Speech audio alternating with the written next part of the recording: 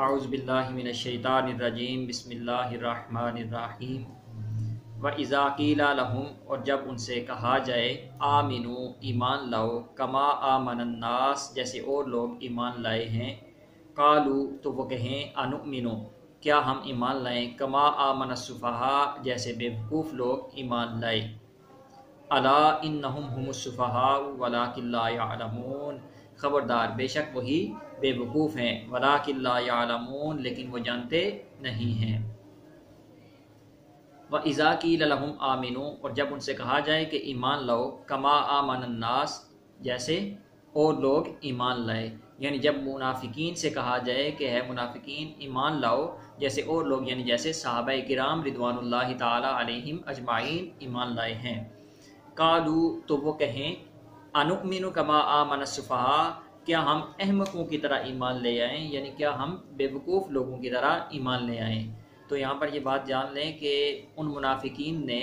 صحابہ کرام کو ایمان لانے والوں کو احمق کہا ہے، بے وقوف کہا ہے۔ اس سے معلوم ہوتا ہے کہ اہل حق کے خلاف سازشیں کرنا، اہل حق کو برا بھلا کہنا، اہل حق کے اوپر ظلم و ستم کرنا یہ آج کی بات نہیں ہے، بلکہ یہ سلسلہ صدیوں سے چلا آ رہا ہے کہ ہمیشہ سے اہل حق کے اوپر، اہل اسلام کے اوپر ظلم و ستم ہوتے رہے، ان کو برا بھلا کہا جاتا رہا، ان کی زجر و توبیخ کی جاتی رہی۔ اللہ تعالیٰ فرماتے ہیں الا انہم هم السفہاء ولکن لا یعلمون خبردار بے شک وہی بے وقوف ہیں ولکن لا یعلمون مگر وہ جانتے نہیں ہیں۔ اس میں اہل حق کے لیے اللہ تعالیٰ نے نوید بتائی ہے، اہل حق کو تسلی دی ہے کہ اہل حق جان لیں کہ جو اہل حق کے خلاف سازشیں کرنے والے ہیں، ان کو برا بھلا کہنے والے ہیں، حقیقت میں وہ خود ہی برے ہیں، وہ خود ہی بے وقوف ہیں، اہل حق کو پریشان ہونے کی ضرورت نہیں ہے۔ وَإِذَا لَقُوا اور جب وہ لوگ ملیں الَّذِينَ ان لوگوں سے آمنوا جو ایمان لائے قَالُوا آمَنَّا تو وہ کہیں ہم ایمان لائے، یعنی جب وہ ایمان والوں سے ملتے ہیں تو کہتے ہیں کہ ہم ایمان لائے۔ وَإِذَا خَلَوْا اور جب وہ اکیلے ہوتے ہیں، تنہا ہوتے ہیں إِلَىٰ شَيَاطِينِهِمْ اپنے شیطانوں کے ساتھ، یعنی اپنے دوستوں کے ساتھ۔ یہاں پر شیطان سے مراد وہ بڑے بڑے کفار ہیں کہ جو ان لوگوں کو، منافقین کو اور دوسرے لوگوں کو، کفار قریش کو اکٹھا کر کے رسول اللہ صلی اللہ علیہ وسلم کے خلاف اور اسلام کے خلاف سازشیں کرتے تھے۔ تو کہتے ہیں کہ وَإِذَا خَلَوْا إِلَىٰ شَيَاطِينِهِمْ جب وہ اپنے شیاطین کے ساتھ اکیلے ہوں قالوا تو وہ کہتے ہیں اِنَّا مَعَكُمْ کہ بے شک ہم تمہارے ساتھ ہیں، إِنَّمَا نَحْنُ مُسْتَهْزِئُونَ بے شک ہم تو یوں ہی استہزاء کرتے ہیں، ہم تو یوں ہی ہنسی کرتے ہیں۔ یعنی جب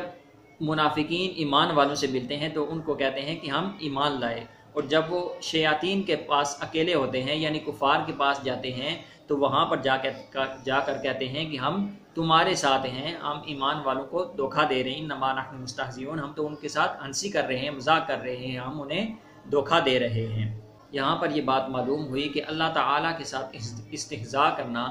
انبیاء کرام علیہ السلام کے ساتھ استہزاء کرنا، اسی طرح اسلام، دین حق اور دینی احکام، اسلامی احکام کا تمسخر اڑانا، استہزاء کرنا کفر ہے۔ اللہ یستہزئ بہم اللہ تعالیٰ ان کے استہزاء کا بدلہ عنایت فرماتا ہے، اللہ تعالیٰ استہزاء فرماتا ہے جیسا اس کی شان کے لائق ہے۔ یہاں پر یہ بات یاد رکھیں کہ اللہ تعالیٰ استہزاء وغیرہ نقائص و عیوب سے پاک و منزہ ہے۔ یہاں پر جو استہزاء کا معنی ہے اللہ تعالیٰ کے حق میں اس طرح ہے کہ اللہ تعالیٰ ان منافقین کے استہزاء کا جواب عنایت فرماتا ہے، یعنی اللہ تعالیٰ ان منافقین کے استہزاء و تمسخر کا جواب عنایت فرماتا ہے، ان کے استہزاء و تمسخر کی سزا ان کو دیتا ہے۔ اللہ یستہزئ بہم اللہ تعالیٰ ان کو ان کے تمسخر کا، ان کے استہزاء کا جواب عنایت فرماتا ہے، وَيَمُدُّهُمْ اور انہیں ڈیل دیتا ہے، فِي طُغْيَانِهِمْ يَعْمَهُونَ کہ وہ اپنی گمراہی میں، سرکشی میں بھٹکتے رہیں۔ أُولَٰئِكَ الَّذِينَ اشْتَرَوُا الضَّلَالَةَ بِالْهُدَىٰ یہی وہ لوگ ہیں کہ جنہوں نے خریدا گمراہی کو بالہدا ہدایت کے بدلے۔ اللہ تعالیٰ فرماتے ہیں کہ یہی منافقین وہ لوگ ہیں کہ جنہوں نے گمراہی کو خریدا ہدایت کے بدلے۔ یہاں پر دلالت یعنی گمراہی کو ہدایت کے بدلے خریدا، اس سے مراد یہ ہے کہ انہوں نے کفر کو اختیار کیا اور ایمان کو ترک کیا، یعنی ایمان جو ہے وہ ہدایت ہے اور کفر گمراہی ہے، تو انہوں نے ایمان کو چھوڑ کر کفر کو اختیار کیا، کفر کو اپنایا۔ فما ربحت تجارتہم، تو ان کے سودا نے انہیں کوئی نفع نہ پہنچایا، کوئی فائدہ نہ دیا، یعنی ان کو اس سودا سے، یعنی ایمان کو چھوڑ کر کفر کو اختیار کرنے سے کوئی نفع حاصل نہ ہوا، کیونکہ نفع سارے کا سارا ایمان ہی میں ہے، کفر میں صرف نقصان ہی ہے۔ وما کانوا مہتدین، اور وہ سودے کی راہ جاننے والے ہی نہ تھے۔ اللہ تعالیٰ فرماتا ہے کہ ان منافقین نے